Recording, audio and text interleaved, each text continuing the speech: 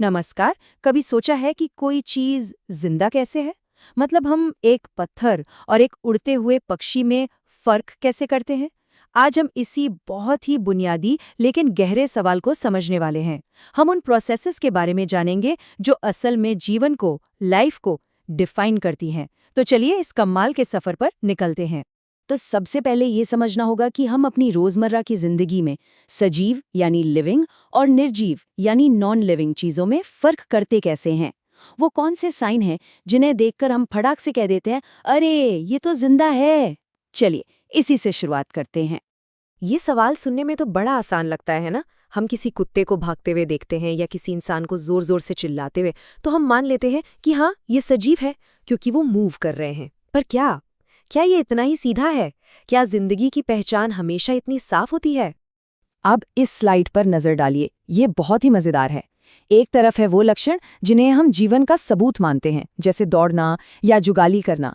लेकिन जरा दूसरी तरफ देखिए, अगर वही कुत्ता सो रहा हो और कोई हरकत न कर रहा हो, तो क्या वो जिंदा नहीं है? अरे बिल्कुल है। कोई इंसान बस लेटा हुआ है, सांस ले रहा है, पर हिल नहीं रहा, वो भी तो जीवित है। और पौधों का क्या? हम कहते हैं कि पौधे बढ़ते हैं इसलिए वो सजीव हैं, लेकिन कई पौधों की ग्रोथ इतनी धीमी होती है कि हमें आंखों से दिखती ही नहीं। तो इसका मतलब साफ है, सिर्फ आंखों से दिखने वाली हरकतें या ग्रोथ जीवन को पहचानने के लिए काफी नहीं है। तो अगर दिखने वाले लक्षण हमें धोखा दे सकते हैं, तो फिर जीवन का असली सबूत क्या है? इसका जवाब हमारी आंखों की पहुंच से बिल्कुल परे है। जीवन का असली प्रमाण अदृश्य है।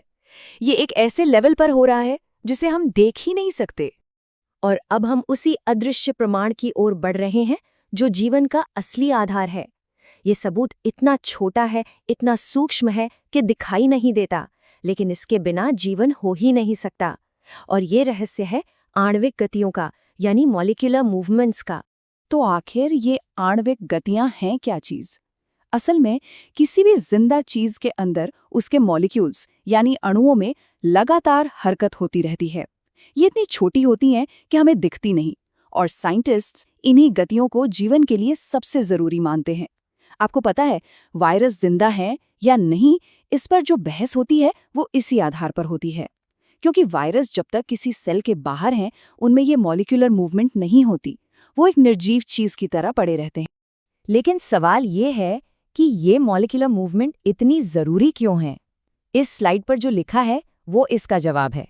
देखिए, हर जिंदा चीज का एक ऑर्गेनाइज्ड स्ट्रक्चर होता है। सेल्स होते हैं, टिश्यूज होते हैं। लेकिन हमारे आसपास के माहौल की वजह से समय के साथ ये स्ट्रक्चर धीरे धीरे टूटने लगता है, बिखरने लगता है। और अगर ये टूटना फूटना चलता रहा तो कोई भी जीव ज्यादा देर तक जिंदा नहीं रह पाएगा। तो इस लगातार होने वाली टूट फूट से लड़ने के लिए बॉडी को क्या चाहिए? उसे चाहिए लगातार रिपेयर और मेंटेनेंस। इसे ही हिंदी में अनुरक्षण कहते हैं। ये समझ लीजिए कि जीवन का सबसे जरूरी काम है खुद को बिखरने से बचाना और अपने स्ट्रक्चर को मेंटेन करके रखना। और बस यहीं से हम अपने मेन टॉपिक पर आते हैं। ये जो मेंटेनेंस का काम है, ये जो अनुरक्षण का काम है, इसे करने के लिए शरीर के अंदर ढेरों प्रक्रियाएं यानी प्रोसेसेस चलती रहती हैं। और इन्हीं सारी प्रोसेसेस को मिलाकर हम कहते हैं जैव प्रक्रम या लाइफ प्रोसेसेस। तो इसकी एक सीधी साधी परिभाषा क्या हुई? वो सारी प्रक्रियाएं जो एक साथ मिलकर जीवों के शरीर में टूट फूट को रोकने का और उसे मेंटेन करने का काम करती हैं, उन्हें ही जैव प्रक्रम कहा जाता है। ये परिभाषा बहुत जरूरी है क्योंकि ये बताती है कि जिंदा रहने का मतलब ही है लगातार खुद की मरम्मत करते रहना। अब एक बात तो बिल्कुल साफ है, किसी भी तरह की मरम्मत या मेंटेनेंस के लिए एनर्जी तो चाहिए ही होगी, है ना? चाहे हमें घर की मरम्मत करानी हो या शरीर की, बिना ऊर्जा के तो कोई काम हो ही नहीं सकता। और ये एनर्जी आती कहाँ से है? ये शरीर के अंदर अपने आप नहीं बनती, इसे बाहर से लेना पड़ता है। और एनर्जी के इसी बाहरी सोर्स को हम सब जानते हैं, उसे हम कहते हैं भोजन यानी फूड। तो अब हम उन 4 मेन लाइफ प्रोसेसेस को देखेंगे जो इस मेंटेनेंस के काम के लिए एनर्जी को हासिल करने और उसे इस्तेमाल करने के लिए जरूरी हैं। ये 4 प्रोसेसेस मिलकर ही जीवन को चलाते हैं। ये हैं वो 4 पिलर्स जिन पर लाइफ टिकी हुई है: पोषण, श्वसन, वहन और उत्सर्जन। आइए फटाफट समझते हैं कि ये चारों करते क्या हैं। पहला है पोषण यानी न्यूट्रिशन। ये बहुत सिंपल है। एनर्जी के सोर्स यानी भोजन को बाहर से शरीर के अंदर लेना। दूसरा है श्वसन यानी रेस्पिरेशन, और हाँ, इसका मतलब सिर्फ सांस लेना और छोड़ना नहीं है।